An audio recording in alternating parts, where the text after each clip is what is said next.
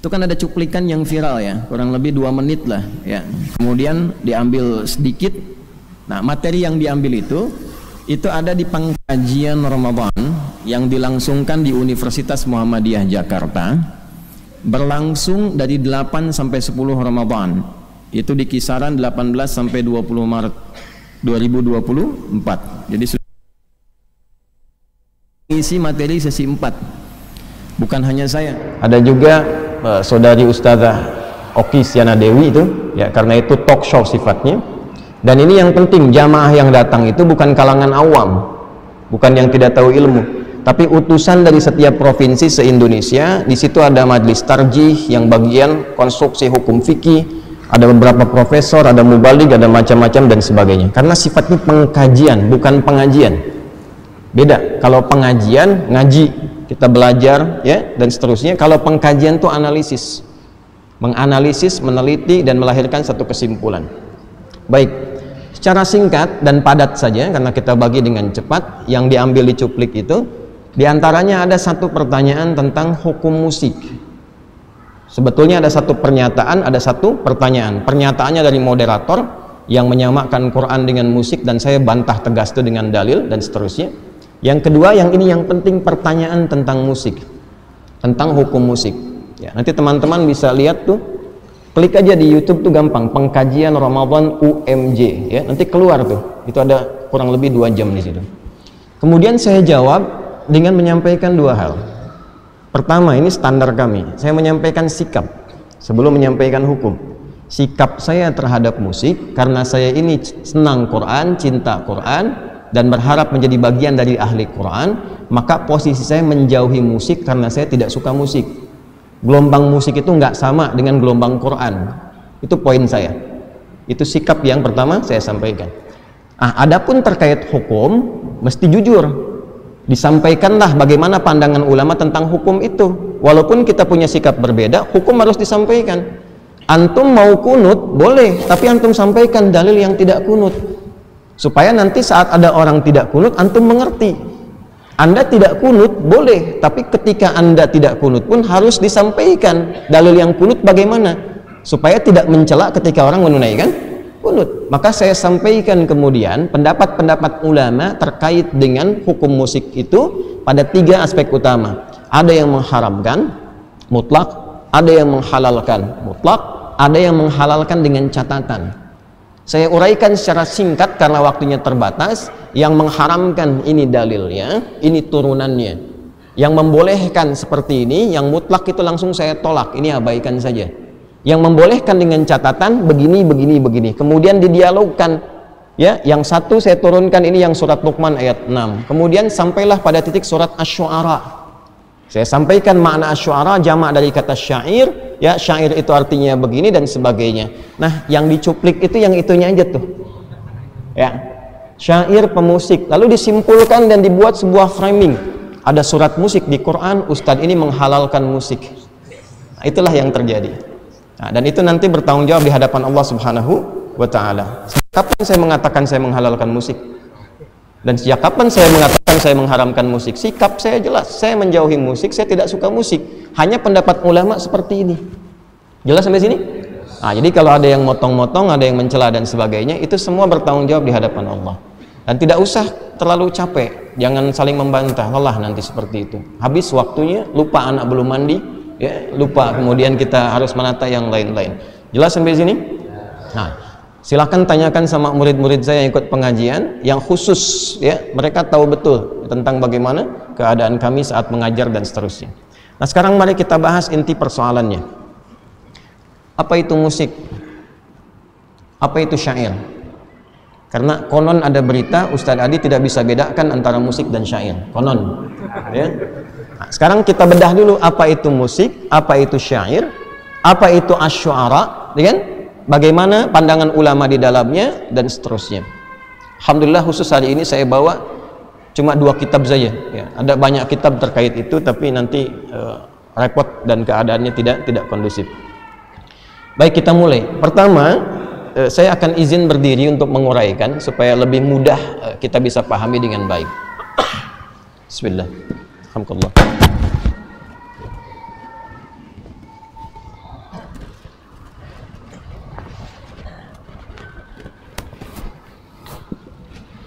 Bismillah. Bisa terdengar jelas ya? Ibu-ibu di belakang kedengaran nggak? Tidak, tapi bisa jawab. Tidak kedengaran tapi bisa jawab ya. Masya Allah. Yuk, tapi ini kelihatan. Masya Allah. Belum saya tulis sudah kelihatan. Tidak kedengaran bisa jawab, belum ditulis sudah kelihatan. Bid'ah itu. Canda ya. Ini saya tulis musik di sini saja. Ini saya tulis syair. Nah, ya. Ini pakai bahasa Indonesia dulu untuk memudahkan. Kemudian yang bahasa Arabnya sini musiqa ini. Yang ini pakai alif lam asy-syair. Kalau syair nanti orangnya. Coba lihat pelan-pelan sini ya, supaya bisa mudah dipahami. Nanti saya turunkan referensinya, teman-teman bisa akses ya. Kalau bisa handphonenya turun aja, kan ini juga sudah ada di sini dan sudah direkam ya. Jangan bikin live di atas live. Ya, supaya fokus nanti. Lihat sini. Kata musik pertama itu bukan bahasa Arab. Saya ulangi, kata musik bukan bahasa Arab. Jelas? Kata musik itu dari bahasa Yunani asalnya. Yunani. Ya. Dari kata musika, musika. Ya. Kata musika ini dalam mitos Yunani diambil dari kata muse. Artinya dewi seni. Dewi seni. Jadi Zeus itu punya dikisahkan dalam mitologi. Mitologi itu mitos. Ya. Bukan yang di online, Zeus online bukan ya. Zeus dalam mitologi Yunani itu punya 9 putri. 9 putri itu disebut dengan Muses namanya, jamak dari kata muse, Muses. Ya. Perhatikan baik-baik. Nah, 9 putri ini terkait dengan seni dan musik, karena itu disebut dengan muse. Misal ada yang namanya Cleo, kan? Itu dewi musik terkait dengan puisi. Nanti ada yang terkait dengan nyanyian, terkait dengan tarian dan sebagainya. Itu 9 ya. Kalau teman-teman mau akses silahkan nanti cari referensinya tentang ini. Mungkin karena sekarang ini manusianya adalah manusia yang mengandalkan pada Google ya, googling saja ya, googling saja nanti arti musik misalnya, nanti keluar tuh. Bahkan kalau Anda misalnya buka Wikipedia pun ada musik, itu keluar tentang pernyataan ini. Singkatnya adalah musik ini bukan dari bahasa Arab. Karena itu di era Nabi SAW, bahkan sebelum era Nabi, di masa jahiliyah sebelum Nabi lahir, kata ini tidak dikenal. Sekali lagi, kata ini tidak dikenal karena ini bukan bahasa Arab asli. Kita tuh kenal kata musik baru kekinian aja di abad-abad ketika Yunani itu banyak diterjemahkan, baik filsafatnya dan seterusnya, terutama nanti ketika berdiri perpustakaan besar Baitul Hikam. Ya, Abu Ja'far Al-Mansur nanti ya diantaranya itu membuat satu gerakan banyak penerjemahan, maka dihimpun karya-karya Yunani. Dari situ kemudian muncul istilah-istilah datang dan mu'arabah atau musta'arabah, diarabkan, viral di Arab. Jadi ke era Nabi, ke era sebelum Nabi ini nggak dikenal. Baru kekinian kemudian didapatkan di abad-abad jauh setelah itu baru muncul kata ini. Jelas di sini? Nah, sekarang padanannya apa dalam bahasa Arab? Kalau ini tidak ada. Padanannya apa? Bagaimana tahu hukum musik kalau katanya aja nggak ada? Silahkan cari kata musik dengan kata musik kok begini di Al-Qur'an, satu kata aja, cari. Kalau Anda dapat, saya kasih hadiah haji setiap tahun. Karena tahu saya tidak akan ada. Silakan cari sampai kiamat kurang 2 menit. Ya, kurang 2 menit lah, 2 hari kan udah banyak tuh. Ya. Tidak akan ditemukan karena memang tidak ada kata ini dalam bahasa Arab di era itu, tidak ada, tidak ditemukan. Cari dalam hadis, nggak akan ketemu. Tidak akan ditemukan. Lalu apa padanan yang terkait dengan makna ini? Sehingga nanti dibawa ke dalam konstruksi hukum. Hukum musik apa? Untuk menjawab itu kan mesti tahu apa yang dimaksud dengan musik, Apa turunan definisinya, bagaimana kegiatannya, apa yang senafas dengan itu, kiasnya kemana, analoginya kemana, mana istilah yang serupa dengan ini, mesti dicari. Kalau tidak ada, nggak mungkin kita simpulkan hukum. Cara berpikirnya kan begitu, ya. Maka dicarilah kemudian oleh para ulama, ditemukanlah istilah yang senafas dengan ini, setidaknya punya 4 sampai 5 nama. Sejak zaman jahiliyah sebelum Nabi lahir sudah ada 5 nama ini, sampai kemudian di era Nabi mendapatkan komentar, pandangan baik langsung dari Nabi apapun terlebih dari Allah Subhanahu wa taala dengan turunnya ayat-ayat dan surah khusus. 4 sampai 5 nama ini saya sebutkan satu-satu. Yang pertama al-hida, atau kadang disebut huda, gini. Bisa pakai dhammah, bisa pakai kasrah. Nanti saya sebutkan sejarahnya, saya sebutkan kitabnya, saya sebutkan turunannya. 2 al-ghina. Ghina. 3 ini puncaknya. Asy-syi'r.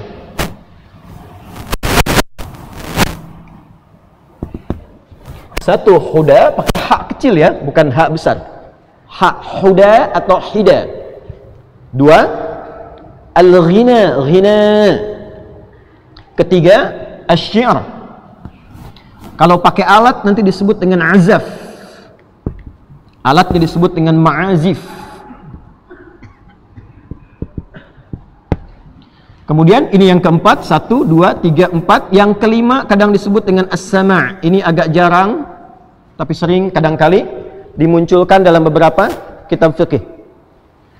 Al-huda atau hida 1, al-ghina 2, asy-syi'r ini puncaknya 3. Yang keempat kalau pakai alat azaf, alatnya disebut ma'azif. Dan yang kelima as-sama'. Jelas sampai sini? Jelas. Jadi kata ini tidak ada, kata musik ini. Yang ada tuh 5 ini. Dari mana asalnya 5 ini muncul? 1 al-huda atau al-hida. Yuk kita pakai kitab dulu ya, supaya tidak dipahami bahwa ini cuma cerita atau dikarang-karang. Di antara kitab yang paling populer tentang hida atau huda, rujukan para ulama sampai sekarang ya, termasuk juga para ahli-ahli sejarah dan syair. Itu nama kitabnya Mirwajuz Dhahab, karya Al-Mas'udi, Ali Al-Mas'udi. Mirwajuz Dhahab. Ya. Karya Al-Mas'udi. Kurang lebih 1850-an halaman. Saya ada kitabnya. Ya, dibagi pada 3 sampai 4 jilid. Yuk kita mulai ya. Hida atau huda asalnya bermula dari datuk atau kakek buyut Nabi sallallahu alaihi wasallam yang bernama Mudhar. Siapa namanya? Mudhar. Jadi kalau kita tarik ke atas, Muhammad sallallahu alaihi wasallam bin Abdullah bin Abdul Muttalib bin Hashim bin Abdul Manaf bin Qusay bin Murrah bin Kilab. Ada yang menyebut bin Kilab dulu baru kemudian Murrah ya. Bin Murrah bin Kilab. Muhammad sallallahu alaihi wasallam diulangi bin Abdullah bin Abdul Muttalib bin Hashim bin Abdul Manaf bin Qusay bin Murrah bin Kilab bin Ka'ab bin Ghalib bin Hir bin Malik bin Nadar bin Kinana bin Khuzaimah bin Mudrikah bin Ilyas bin Nizar bin Mudhar. Ke-18. Saya coba ulangi ya. Jadi ini datuk kakek Nabi yang ke atas ke-18. Jadi kalau diurut ke ayah berarti kurangi 1, ke-17 berarti. Nah Mudhar ini keterangan ahli sejarah yang mencatat ya, dan tersambung sampai ke atas. Nanti mereka punya rekam yang diceritakan dari masa ke masa, lalu nanti pada era tulisan dituliskan. Mudhar ini diantara tokoh sosok yang terkenal suaranya sangat bagus dan indah. Satu kali beliau naik atas untanya, lalu jatuh dari unta itu, tangannya cedera, patah ya. Saat itulah beliau minta tolong pada orang sekitarannya yang sedang berada di dekat-dekatnya, dan dengan unta mereka minta tolongnya begini, wa yadah, katanya kan. Wa itu digunakan untuk meminta tolong. Ada huruf panggilan nida itu 14 dalam bahasa Arab, ada 14 jenis ya, ada a, ada ya, ada aya, dan diantaranya ada wa. Wa itu khusus untuk minta tolong. wa yadah, gitu kan? Ya, tolong tanganku patah, tolong tanganku patah. Menariknya, karena suaranya bagus, orang tidak fokus dengan cederanya, tapi fokus dengan suaranya. Yang saking bagusnya, jangankan orangnya, unta-unta sekitaran pada datang berkumpul. Wa yadah, katanya kan, tolong tanganku, gitu kan? Ada iramanya, maka datanglah orang-orang ke situ, fokus kepada suaranya. Nih suara enak banget katanya. Jadi bukan fokus kepada cederanya. Maka dari situlah viral katanya itu wa yadah, ditirulah itu dengan senandung-senandung tertentu, awalnya dikhususkan untuk mengarahkan unta. Ya, karena ketika unta dengar itu makin semangat, makin cepat, makin jalan dan seterusnya. Maka dimodifikasi oleh sebagian orang, ketemulah kemudian irama-irama iqa' dalam bahasa Arab itu. Sampai muncul formulanya. Dari situ formula ini digunakan untuk mengarahkan hewan. Senandung nyanyian yang diarahkan untuk bisa mengarahkan hewan itu dalam bahasa Arab disebut dengan hidaun atau hudaun. Ini asalnya. Ini versi 1 ini itu untuk mengarahkan hewan. Dari situ menyebar ke masyarakat luas, kan cepat viral dulu walaupun belum ada Google dan seterusnya. Menyebar cukup banyak, lalu banyak modifikasi. Ya, jadi bentuk formulasi, jadi notasi-notasi yang kalau sekarang disebutnya dengan notasi lah, ya, notasi irama. Nah, mereka bentuk jadi nyanyian umum yang tadinya untuk hewan dibikinlah jadi umum. Bisa untuk orang, bisa untuk menggambarkan ilustrasi sekitaran dan sebagainya. Maka ketika bentuknya dirubah dari untuk hewan saja menjadi senandung umum, itu disebut dengan ghina. Apa namanya? Ghina. Ini yang kita sebut dengan lagu nyanyian sekarang. Terjemahkan dengan lagu nyanyian. Ghinaun. Jelas? Oke, 2. Dari situ, dari senandung itu, kemudian lebih spesifik. Sampai itu ada orang yang khusus untuk bisa memeriksa ini polanya benar atau tidak. Untuk menunjukkan bahwa ini yang marak di masyarakat kami ini, sastranya seperti ini. Kalau keluar dari sini itu tidak disebut dengan bagian dari komunitas masyarakat kami. Maka Allah Az-Zibyani, dia yang mengoreksi. Kalau pengen bikin lirik seperti ini, kalau pengen bikin ghina, formulanya begini. Formula itulah yang kelak kemudian dikenal dengan nama bahar. Bahar. Ya.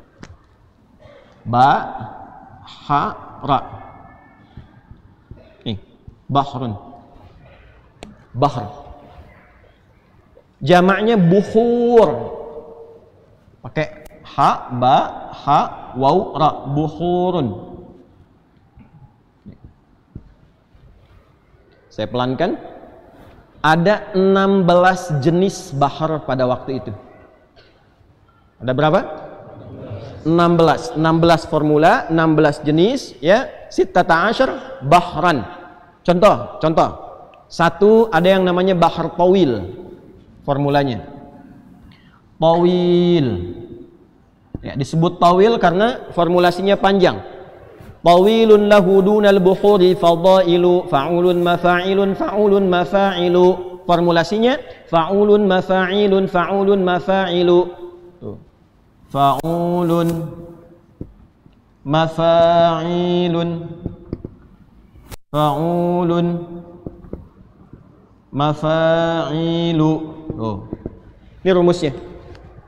Jadi kalau ada orang ingin bikin nyanyian dengan menggunakan formula pada masa itu, lalu nanti menghadap untuk dikoreksi benar atau tidak, diantaranya pada An-Nabighah Az-Zibyani, pakai formula ini dicek nanti. Fa'ulun mafa'ilun fa'ulun mafa'ilu kifa nabki min dzikra habibin wa manzili wa baina dakhuli fahawmali. Contohnya yang punyanya Imrul Qais misalnya. Kalau cocok, bagus, silahkan lanjutkan. Satu baitnya dibikin, 2 bait dibikin, 3 bait dibikin. Kalau formulasi ini menggambarkan tentang 1, rasa, 2, pikiran, 3, informasi yang ada di sekitaran. Saya ingin mengungkapkan lagu dengan rasa yang saya sedang rasakan. Saya ingin menggambarkan ilustrasi situasi sekarang. Lihat Masjid Al-Azhar, langsung bikin lagu, langsung bikin lirik, musik, lagu, yang ditampilkan untuk menggambarkan rasa, pikiran, dan ide, itu bahasa Arabnya disebut dengan syair. Ini. Jelas? Awas, hati-hati. Orangnya disebut syair. Syair. Jadi kalau teman-teman klik syair, ya, klik aja syair misalnya, kemudian musik, syair, musik begini. Maka definisi musik syair itu sekarang definisinya musiqa dzatu afkarin. Musik yang mengandung pikiran, mengandung ide, mengandung irama, mengandung rasa. Jadi tidak mungkin disebut syair kalau tidak ada musiknya. Jelas?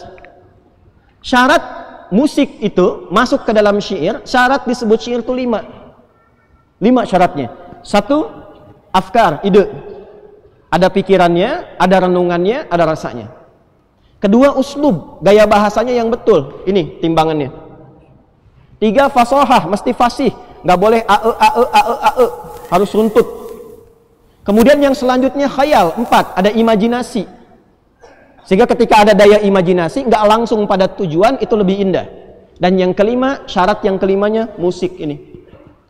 Yang kalau dalam bahasa dulu disebut dengan iqa', namanya iqa', ada irama-irama nada. Jadi tidak mungkin disebut dengan syair kalau tidak mengetahui irama, tidak mengetahui notasi yang dalam bahasa sekarang disebut dengan musik. Ya, jadi kalau teman-teman ini belajar sastra Arab, Al-Adabul Arabi, ilmu ini nanti dibahas di 2 cabang ilmu. 2 cabang ilmu ini, satu untuk membahas notasinya disebut dengan ilmu arud namanya. Arud. Tuh. Ini ilmu keempat tertinggi dalam bahasa Arab. 1 nahwu, kedua saraf, ketiga balaghah, ada 3 turunan, ma'ani, bayan, dan badi', dan yang keempat ilmu arud. Ilmu arud itu ilmu khusus untuk mengetahui dan membuat syair dengan notasi-notasi musiknya. Contoh, kita nggak pakai tawil, kita pakai rojaz. Yang tadi diambil dari wayadah, wayadah, wayadah, keluarlah rumus mustaf'ilun, mustaf'ilun, mustaf'ilun, mustaf'ilun, mustaf'ilun, mustaf'ilun. Keluar dari sini baru dibikin liriknya yang sesuai dengan irama ini. Sautus safiril bulbuli hayyaja qalbi thamili al-ma'u wa zahru ma'a zahri lahdhul muqali fa anta ya sayyidali wa sayyidi fakam tayyumuni ghuzayyilun uqayqali qataftuhu min wajnatin min fi'li hadha ar-rajuli faqala la la la la faqad ghada muharwili wa wal walat wali waliya wailali faqultu la tuwalwili fabayyinu lu'ali qalat lahu hina kadha in hurwadhidzul muqali kahatan kaqaila li tabtabuli. Coba ulangi. Nah, itu contoh. Ya. Bisa pakai madid, mufa'alatun, mufa'alatun, fa'ilatun, mufa'alatun, mufa'alatun, fa'ilatun. Contohnya apa aplikasinya? Tala'al badru alaina min thaniyatil wada'. Nah, itu ada iramanya, ada alunannya, ada notasinya. Notasinya itu dari sini ilmunya arud. Jelas? Dari mana tahu itu? Karena ini jurusan kuliah saya. Itu saja. Kami ini spesialisasi, saya ini cinta Quran. Karena saya cinta Quran, saya ikuti jalur ulama. Nggak mungkin tahu dan bisa menafsirkan Quran kalau nggak kenal bahasa Arab.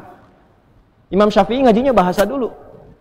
Imam-imam ulama tuh ngaji bahasa dulu. Maka jurusan kami itu bahasa dan sastra Arab. S1 kuliah saya membahas ini semua. Dan saya menulis buku di bidang arud ini. Namanya Minhatul Jalil fi Ta'rifi Arudil Khalul. Saya punya buku. Dan dalam bahasa Arab, bukan bahasa Indonesia. Minhatul Jalil fi Ta'rifi Arudil Khalil. Ini poinnya. Jelas? Oke, teruskan. Nanti dari sini, orang-orang yang ingin membuat syair itu mesti menguasai 5 hal tadi. Afkar, ide, renungan, pikiran. 2, uslub, gaya bahasa yang mengacu kepada ini. 3, fasohah, kefasihan. Yang keempat, khayal, imajinasi. Yang kelima, musik, iqah, irama, notasi. 5 ini dikumpulkan sejak sebelum zaman Nabi sudah ada dan sudah dilombakan. Ya, ada 4 jenis perlombaan di masa Nabi. Walaupun yang viral itu 3. 1, lomba mengumpulkan harta. Jadi mereka keluar berniaga, nanti di akhir pekan kumpul. Akhir pekannya tuh yang kita sebut Jumat sekarang. namanya Yaumul Arubah. Kumpulnya di tempat hiburan, weekendnya ke tempat hiburan. Apa yang dilakukan di sana? Foya-foya, kemudian bertanding. Yang ditandingkan itu satu, bertanding harta. Ya, jadi kalau sekarang ada yang weekend ke tempat hiburan, kemudian update status harta, kumpul-kumpul siapa yang terkaya, itu jahiliyah sudah duluan. Ya, nanti yang paling banyak hartanya itu disebut tajir. Nah, pedagang. Sudah ada, sekarang juga ada kan? Ya, bahasa kerennya crazy rich kan ya? Ya, ada yang crazy rich, ada yang crazy tanpa risk gitu ya. Nah, itu tajir itu asalnya pedagang, karena dagang kaya. Makanya kalau mau kaya, orang jahiliyah itu dagang, bukan nipu. Bukan korupsi, sejahiliyah-jahiliyahnya jahiliyah, ya, tidak korupsi, dagang. Gitu ya, dagang. Nah, yang paling kaya disebut nanti tajir, jamaknya tujar. Yang kedua dukun. Dukun sudah banyak. Ya. Nanti pasangannya ketemunya dengan penyihir. Dukun, kahin, penyihir, sahir. Itu lomba bikin mantra. Siapa yang mantranya paling manjur, itu nanti akan diangkat sebagai ketua dukun. Jadi paguyuban dukun sudah ada zaman jahiliyah. Dan ketuanya banyak, betul. Makanya Nabi ketika nanti beliau diutus dan oleh Allah diwahyukan Al-Quran, dituduh ini kreasi dukun, maka dibantah oleh Quran, wa ma huwa biqauli kahin. Bukan, ini bukan produk sihir. Jelas? Yang ketiga, syair. Syair, ahli syair, ahli musik tingkat tinggi. Kenapa disebut tingkat tinggi? Karena yang ini buat hewan saja. Ini masih umum, yang ini istimewa. Nggak semua orang, nggak sembarangan bisa menguasai ini. Jadi kalau sudah levelnya syair, itu musisi khusus. Dan itu dilombakan. Dilombakan. Dibikin syair ini kalau sampai 7 bait disebut qasidah namanya. Ya, satu baitnya itu ada 2 baris. Baris pertama disebut sodrun, baris kedua disebut ajazun. Sodrun, ajazun. Kalau sudah ada 7 disebut qasidah. Di qasidah itu tidak harus pakai rebana. Ya dana, bangun masjid pakai dana. Nggak harus pakai rebana. Ya, ke Depok Cibubur gitu kan. Dapat uang segepok kecebur gitu ya. Jadi nggak harus pakai rebana. Qasidah itu bila ada bait syair sampai ke 7 jumlahnya disebut qasidah. Kumpulan-kumpulan qasidah disebut dengan diwan namanya. Jadi dari mulai syair pakai bahasa Arab aja biar nggak salah paham. Nanti dari sini muncul qasidah kalau 7. Dari qasidah muncul diwan kalau dikumpulkan. Jelas? Ini dilombakannya di mana? Di pusat hiburan namanya aswaq, suq uqad, suq dumatul jandal, dan nanti yang paling bergengsi, paling elit perlombaannya di atas Jabal Qubais. Di dekat Ka'bah, yang sekarang ada istana raja itu, Jabal Qubais. Ya, ada Gunung Abi Qubais, itu ada istana sekarang. Itu adalah tempat prestisius yang menentukan siapa berkuasa. Makanya kalau teman-teman lihat ada istana di atasnya, ini menunjukkan ini yang sedang berkuasa itu pemerintahan ini. Nah, dulu yang punya kuasa itu 3 golongan itu.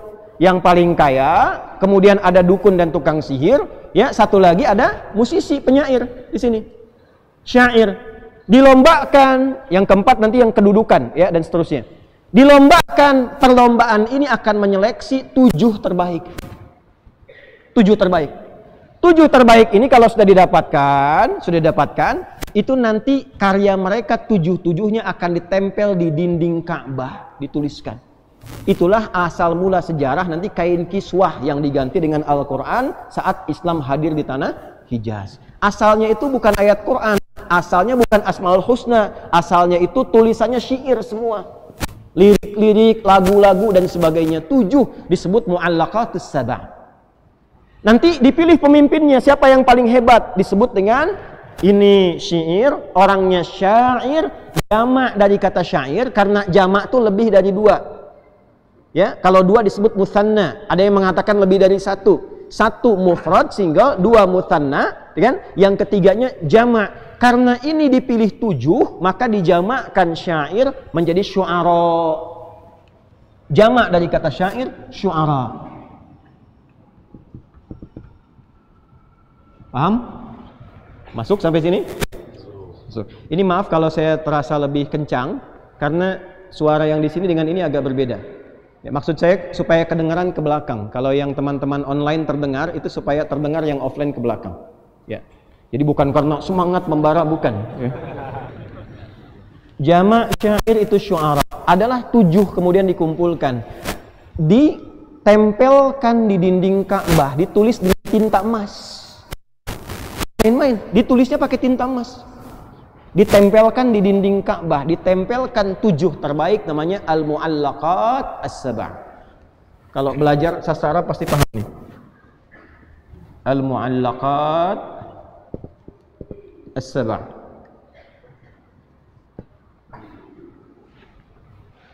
Pemimpinnya yang paling viral namanya Imra'il Qais. Imra'il Qais. Gelarnya Amirus Syu'ara, pemimpin para musisi. Gitu. Jelas? Amirus Syu'ara. Kejadian ini berlangsung 150 tahun sebelum Nabi lahir. Jadi sudah viral dari 150 tahun sebelum Nabi lahir dan berlangsung sampai ke era Nabi sallallahu alaihi wasallam. Paham sampai sini? Jadi ini saya terangkan dulu pengertiannya huda, hida, ghina, kemudian syair. Orangnya disebut apa? Syair. Jamaknya apa? Nah, kalau sudah paham sampai sini, Anda mengerti syair dalam bahasa Indonesia beda dengan syair dalam bahasa Arab. Jadi kalau Anda membaca syair dipahami bahasa Indonesia, ketemunya apa? Ya kata-kata yang ada iramanya, sajak, ya pasti beda dengan musik. Karena pengertian syair dalam bahasa Arab bukan dalam pengertian bahasa Indonesia. Tidak disebut syair, bukan disebut penyair kalau tidak menguasai musik. Ya, kalau sudah syair itu sudah musisi, sudah tahu lagu, tahu notasi, tahu lirik, itu baru disebut syair. Jadi bukan dalam pengertian bahasa Indonesia. Mungkin antum bacanya syair itu dalam yang terbayang di pengertian di kepalanya bahasa Indonesia. Ya, jadi disitulah disimpulkan beda syair dengan musik. Ya kalau bahasa Indonesia emang beda, pasti beda. Ya, musik dalam bahasa Indonesia, sekali lagi dengan syair dalam bahasa Indonesia itu kalau kemudian dipertemukan tidak akan ketemu karena tidak sama. Ya, yang syair ini hanya kata-kata, Anda bikin sajak, bikin puisi, disebut syair. Ada penyair, W.S. Rendra misalnya, ya, Pak Taufik Ismail misalnya, itu penyair. Dalam bahasa Indonesia itu belum tentu jadi musisi. Tapi dalam bahasa Arab disebut syair itu sudah pasti musisi. Sudah pasti itu. Nah, artinya bukan saya yang tidak paham. Mungkin yang sana ya menjawabnya begini, yang di sana melihatnya berbeda, gitu aja. Itu aja. Ya, kan tidak boleh kita menjelekkan orang. Ya, menyudutkan orang, menjatuhkan orang itu tidak boleh. Kita itu umat Nabi yang dilatih berprasangka baik. Karena di sana melihatnya dalam persepsi bahasa Indonesia, maka tidak ketemu. Jadi kalau ada yang mengatakan dari dulu orang Arab sampai sekarang misalnya, ya kata syair itu jelas maknanya, ya jelas tidak ada kaitan dengan musik, ini menandakan mungkin cara pandangnya berbeda, informasinya belum masuk. Belum masuk, nanti saya buka di akhir. Ya, saya buka pelan-pelan di akhir. Tapi di sini, maaf Bapak Ibu sekalian, saya juga belajar bahasa Indonesia. Dan saya punya koleksi KBBI, Kamus Besar Bahasa Indonesia di rumah. Ya. Kita belajar sinekdok, pas prototo, totem proparte sampai ke sini, pengertiannya ada. Apa yang disebut dengan syair itu nggak akan sama. Jadi kalau ada yang menyebutkan ini nggak bisa bedakan antara syair dengan musik, ya lalu berkomentar A, B, C dan seterusnya, ini menunjukkan boleh jadi syair yang dia pahami syair dalam bahasa Indonesia. Jelas? Bukan dalam pengertian bahasa Arab. Ya, saya nanti ungkap belakangan saja supaya tidak mengganggu jalannya ta'lim kita. Kalau ini sudah pakai alat, liriknya, notasinya, iramanya diiringi dengan alat, itu berubah menjadi azaf namanya. Ini ilmu nih. Alatnya disebut ma'azif. Ma'azif dari tunggalnya mi'zafah, jamaknya ma'azif.